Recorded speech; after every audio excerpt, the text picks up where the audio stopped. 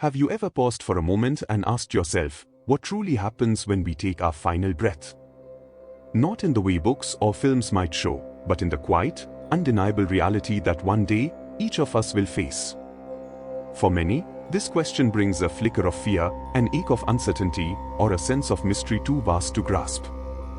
Is death an ending, a fading into nothingness? Or is it, as the great masters say, the beginning of something far more beautiful? Imagine, for just a moment, that death is not a fall into darkness, but a step into light, not a loss, but a return. The yogic view, as shared by saints like Paramahansa Yogananda, is clear and deeply comforting. You are not the body. The body is your temporary home, a garment you wear for a time.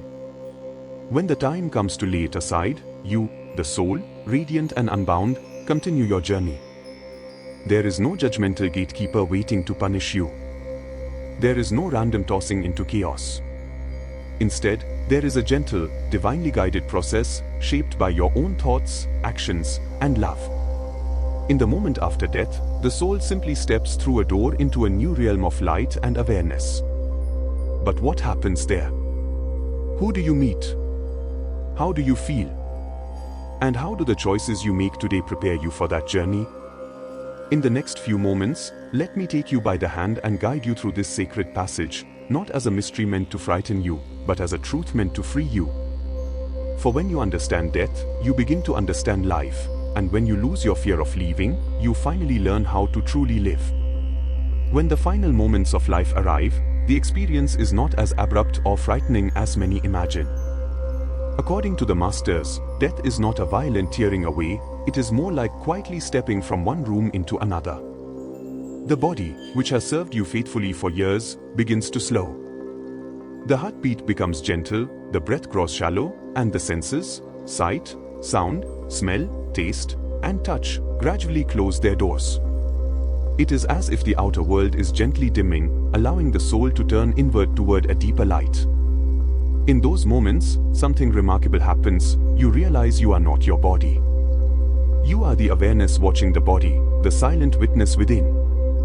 The physical form, made of flesh and bone, is only a garment you have worn for this lifetime. As the life force withdraws from the body, you begin to feel lighter, freer, unburdened by the weight of matter. For some, there may be visions of loved ones, a sensation of peace, or even a gentle glow surrounding them. Others may sense the presence of a divine guide or hear a subtle sound, like distant music. It is important to understand that this process is natural. Just as sleep comes each night, death comes once in a lifetime to carry you to another state of being. In truth, it is the great sleep that opens into a greater awakening. There is no need for fear, because you are simply changing your place of residence, moving from the physical realm into a higher, more refined dimension. The masters tell us to prepare for this moment by living with love, practicing inner stillness, and remembering our true identity as the soul. Then, when the final breath comes, it will feel not like an ending, but like a homecoming. Once the physical body has been set aside, a more luminous and subtle form awakens, your astral body. This is the real you that continues beyond death, made not of flesh and bone, but of light and energy.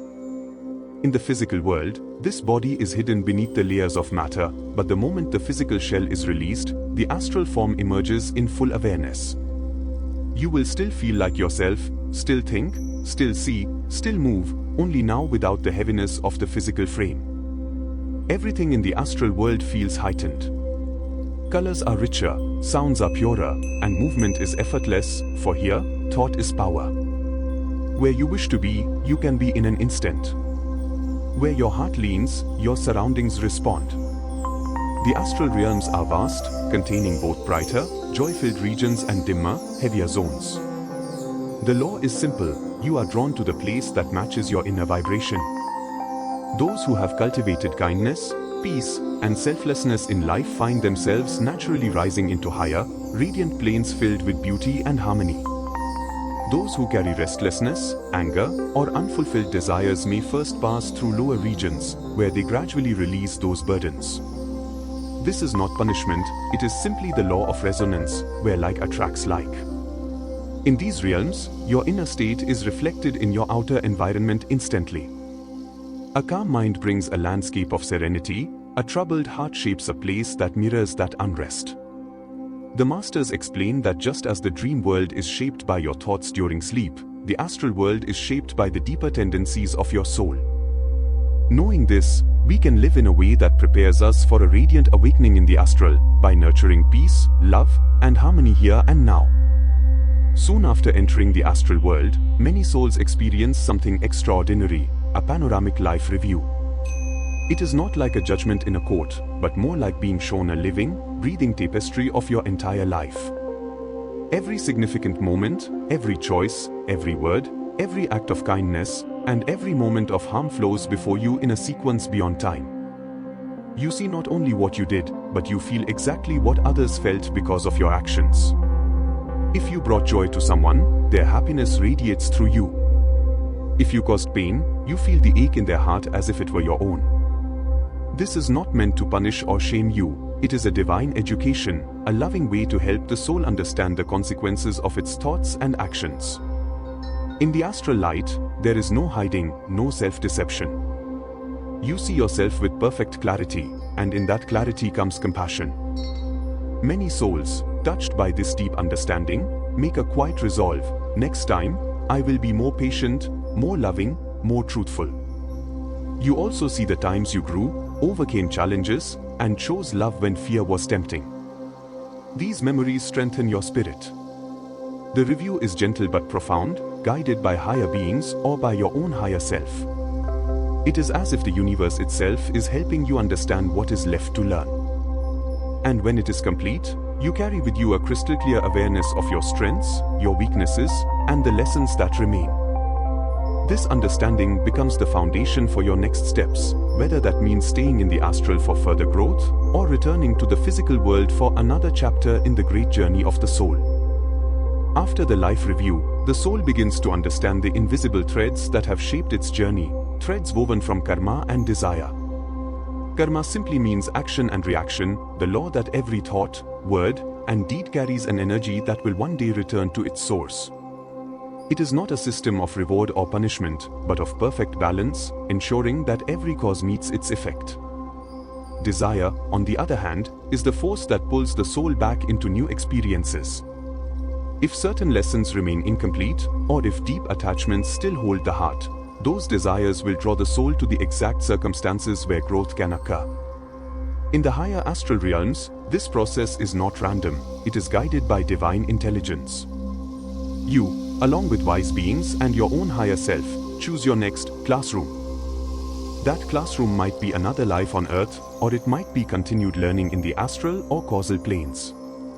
The family, culture, and challenges you are born into are carefully selected, not as punishment, but as opportunities for the soul to evolve.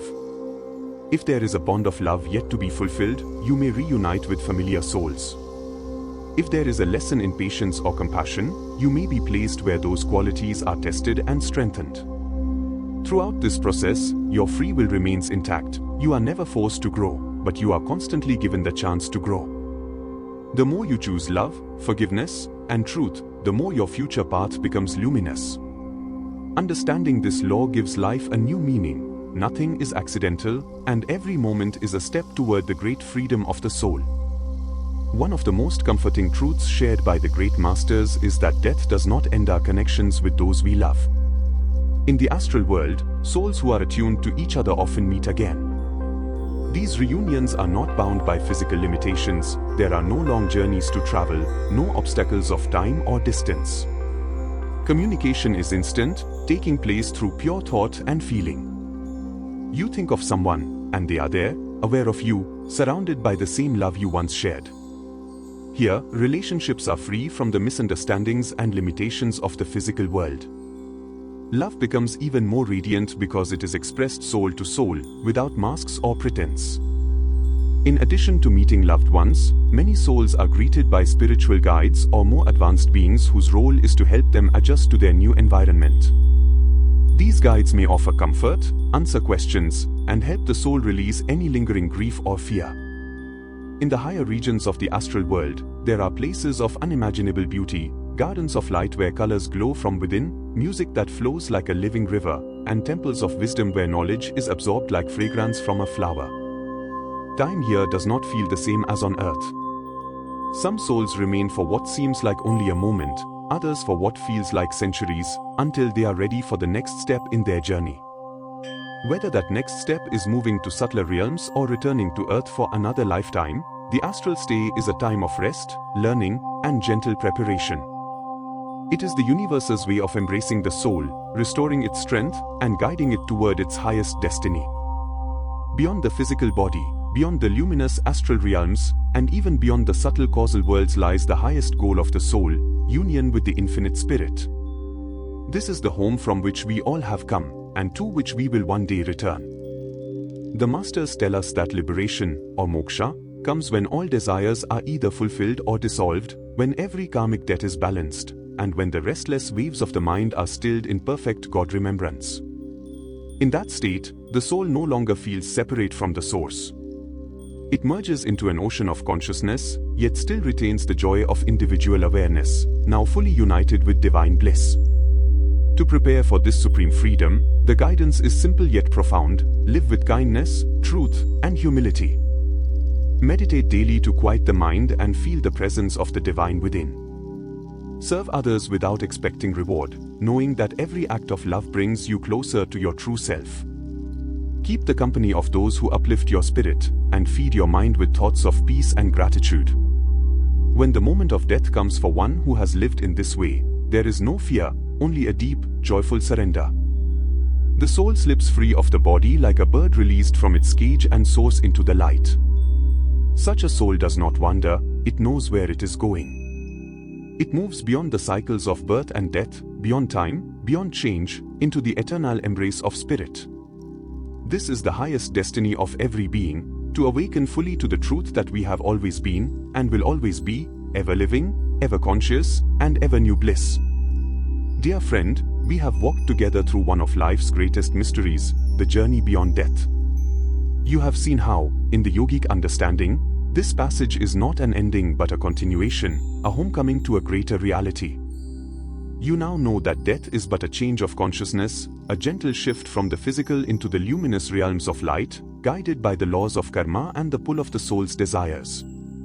You have learned how the astral body awakens, how the life review teaches without judgment, how the bonds of love remain unbroken, and how the soul is gently guided toward its highest destiny, union with the infinite spirit.